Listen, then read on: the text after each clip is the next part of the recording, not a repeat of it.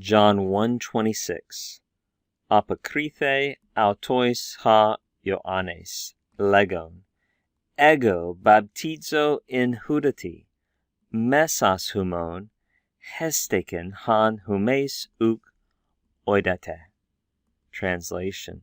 John answered them, saying, notice how we have that Semitic style with two words referring to speech to introduce this discourse here, to introduce the actual speech. Apokrithe, let's look at that.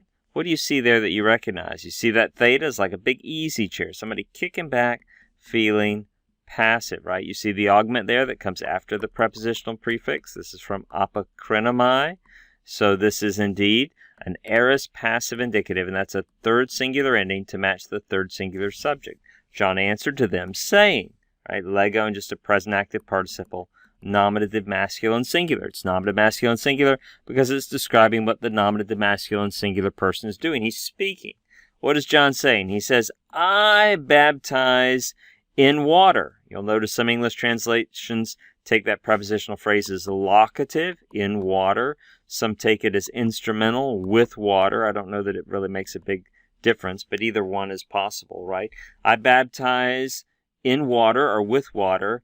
Among you, or in the midst of you, stands one whom you do not know, right? In the midst of you stands one whom you do not know. That verb, hesteken, do you know what that's from?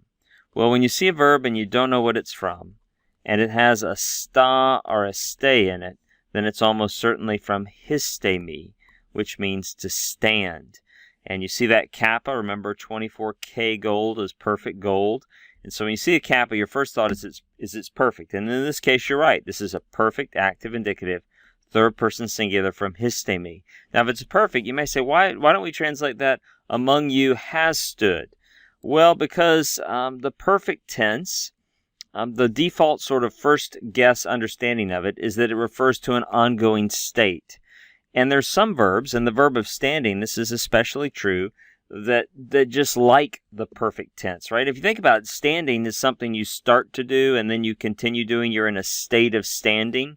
So even though it's describing, it best is rendered in English as a present tense, describing the ongoing state of standing, it is a perfect tense verb.